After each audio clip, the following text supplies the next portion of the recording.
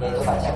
Yang selanjutnya, Pemerintah dan DPR berencana mengesahkan rancangan Kitab Undang-Undang Hukum Pidana. Namun, rencana ini menuai kritik dan polemik karena banyak pasal bermasalah yang belum diubah. Pemerintah sudah lama berupaya merevisi Belait ini. Pada 2004, draft upaya merevisi UU ini sudah dimulai. Namun, baru diserahkan ke DPR 8 tahun kemudian. Namun rencana revisi KUHP ini memicu kontroversi. Pasalnya, revisi KUHP dinilai mengancam kebebasan berekspresi dan demokrasi. Ribuan, bahkan puluhan ribu mahasiswa dan masyarakat turun ke jalan. Unjuk rasa tak hanya di Jakarta, namun hampir di semua daerah. Presiden Jokowi pun merespon aksi demonstrasi yang dilakukan berbagai kalangan ini. Agar pengesahan RUU KUHP ditunda.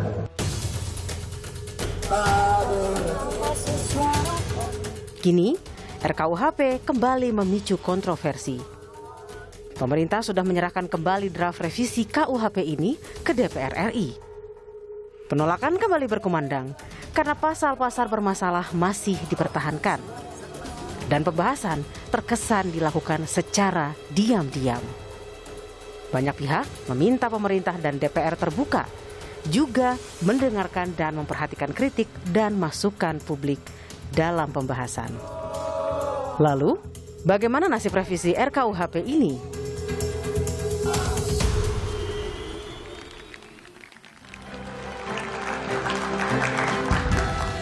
Ya, sebelum ke Prof. Asra, saya ke Albert dulu ya, sebentar.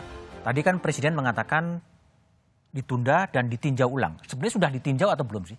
Baik, terima kasih Mas Budiman. Jadi arahan dari Presiden itu menurut saya cukup tepat ya, bijaksana sekali untuk menunda pengesahan di bulan September 2019. Dan ditinjau? Ditinjau ulang. Nah, dari hasil peninjauan tersebut penyisiran ditemukanlah 14 isu krusial. Oh, 14 versi pemerintah ya? Versi pemerintah yang kemudian disosialisasikan 12 kota. Tadi saya mau menanggapi juga yang disampaikan oleh teman-teman mahasiswa.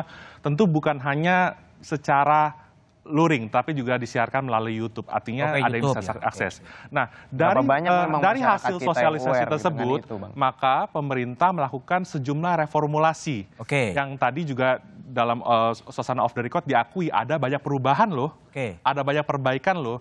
Nah, salah satunya misalkan di pasal 218 KUHP tentang penghinaan antar presiden yang sudah memberikan penjelasan. Nah, malam hari ini Mas Budiman saya mau menyampaikan gini. Kalau seandainya ada kekurangan dari penjelasan, mumpung dalam masa reses DPR, mumpung prosesnya masih tertunda nih untuk pembahasan ke tingkat selanjutnya, monggo silakan disampaikan seluas-luasnya kepada pemerintah, kepada DPR. Kita siap untuk menampung, mendengar dan mengakomodir sepanjang itu memang. Baik, Prof. Asra. Kalau Prof. Asra dulu kan pernah mengatakan sudah menyampaikan berapa butir dari Dewan Pers disampaikan kepada DPR, sampaikan kepada pemerintah. Sejauh ini seperti apa? Nggak ada tuh. Nggak ada apa? Jadi apa yang kita sampaikan kepada Ketua DPR Bambang Susatyo tahun September 2019 sebelum terjadi pelantikan presiden, ya kan? Itu sama aja, nggak ada perubahan sama sekali di yang dulu dengan yang sekarang, yang final draft yang disebut sebagai draft final itu sama saja, nggak ada perubahan. Sama. Malah tambah berat. Malah tambah berat? Delik-deliknya itu berat. Hukuman, ancaman hukumannya jadi tambah berat. Tambah berat gimana? Ya, misalnya kalau menyiarkan misalnya berita tanpa sumber yang pasti, itu bisa kena delik hukum itu. Ini berapa itu? Tidak pasti. Itu bisa kena hukum. Pasal 264. Pasal 264 ya. Coba kita lihat dulu ya, coba Pak Prof. Asra, kita lihat coba ya grafis yang coba telah dikumpulkan oleh tim Satu Meja soal ancaman terhadap pers ya. Mungkin bisa ditampilkan juga. Ini soal penyebaran berita bohong. Ya. Lalu tentang menghalangi proses peradilan. Ya, terus? Ini tentang ini yang tadi ya, yang tadi penghinaan presiden. Jadi Prof, jadi sudah disampaikan kepada Mas Bambang pada waktu itu, tapi nggak ada yang berubah ya? Nggak ada yang berubah, dan setelah kemudian dimulai lagi pembahasan, pemangku kepentingan yang terkait langsung juga nggak pernah diundang. Jadi Dewan Pers tuh nggak pernah diundang lagi. Nggak pernah diundang sama sekali? Nggak pernah, setahu saya sih. Seingat saya tanya sama yang lalu ya. Yang lalu itu kan Pak Nuh ketuanya, Profesor Muhammad Nuh nggak ada juga ya kan. Zaman sekarang juga nggak ada, kita nggak diundang sama sekali. Jadi tahu-tahu kita lihat lagi, kita cari naskahnya, itu nggak ada. Keluar itu naskah 2019. Nah, yang kemudian dirilis tanggal 4 Juli itu, yang disebut final itu baru muncul belakangan. Nah, setelah itu baru kita lihat lagi poin-poin yang dulu pernah kita sampaikan, 8 poin itu. Ternyata masih sama. Malah deliknya tambah berat itu. Deliknya tambah berat ya?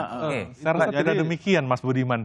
Karena tadi kalau kita merujuk tadi apa yang disampaikan oleh Prof. Zumardi Azra ya, itu yang dimaksud adalah pasal 264 tentang menyiarkan berita yang tidak pasti. Nah, pasal ini juga bukan pasal baru, itu ada di pasal 15 Undang-Undang Nomor 1 Tahun 46 tentang Peraturan Hukum Pidana yang konstitusional dan tidak pernah dinyatakan inkonstitusional oleh MK, Mas Budiman. Jadi sebenarnya bukan barang baru. Nah, kenapa baru kali ini dipermasalahkan gitu seperti itu? Dan jangan lupa juga RKUHP ini buku 1 menawarkan perubahan revolusioner supaya pengadilan tidak serta-merta memenjarakan orang, tetapi banyak sekali alternatif pidana denda, kerja sosial, atau pengawasan, bahkan termasuk pengampunan oleh hakim. Nah, silakan Profesor tanggapin. Saya kira seperti yang saya bilang, saya nggak melihat ini revolusioner, saya melihat ini adalah neokonservatif. Neokonservatif. Neokonservatif itu misalnya tidak boleh lagi misalnya memuat tulisan tentang Marxisme, Leninisme, komunisme. Bisa kena itu. Oh, bukan gitu. Kalau koran, dengerin dulu. Faktanya begitu, kecuali hanya untuk kepentingan akademis dan ilmiah. Akademis dan ilmiah itu artinya di kampus. Tapi kalau kayak di koran Kompas misalnya coba muat begitu, itu bisa dituntut. Bisa kena ya? Bisa kena gitu. Baik, itu Tobas, jadi gimana nih? Prof. Asra sudah mengatakan, sudah menyampaikan keberatan kepada DPR yang lalu, tapi yang meluncur ini kan cuma draftnya aja, keberatannya nggak ikut meluncur sebetulnya. Ya memang kalau ini kan kita harus pisahkan ya, di periode yang lalu itu kan dianggap sudah selesai di keputusan tingkat 1 tadi. Dan sekarang adalah hal yang menurut saya adalah hal yang baru setelah pemerintah melakukan sosialisasi, kemudian ada perubahan di 14 isu krusial disampaikan ke DPR. Tinggal yang sedang juga saya dorong adalah ya bagaimana kemudian tetap ada pembahasan. Memang sejauh ini mayoritas menganggap bahwa ya langsung saja pembahasan di tingkat 2. Langsung ketok aja ya? Enggak, di tingkat 2 ya, di paripurna gitu ya. Karena dianggap sudah ada keputusan tingkat 1 itu tadi. Tapi menurut saya ini masih dinamis ya, tergantung dari bagaimana masukan para pihak pada DPR dan pemerintah. Ini harus dua-duanya ya, DPR dan pemerintah. Kalau pemerintahnya juga mau membahas, menurut saya juga DPR pasti juga akan terbuka untuk membahas. Dan sebaliknya juga kalau misalnya DPR yang mau membahas, pasti pemerintah juga membahas. Nah, kalau menurut saya mekanisme ada pembahasan dulu yang harus kita perjuangkan supaya tadi ruangnya terjadi. Nah, karena itulah maka ketika ruangnya terbuka, segala hal yang tadi diperdebatkan, apakah punya tafsir yang berbeda dan sebagainya, nah itulah saatnya kita lakukan. Dan saya juga membayangkan RKUHP ini harus menjadi milik kita semua. Ya, jangan sampai kemudian bukan milik DPR ya? Iya, jangan sampai hanya milik sebagian orang, tapi milik kita semua karena KUHP ini menyangkut semua aspek kehidupan. Oke, baik. Bayu, saya mau nanya ya, kalau seandainya mungkin nanti apakah Agustus ataukah September kemudian disahkan, apa yang mau Anda lakukan? Tapi jawabannya setelah jeda berikut ini.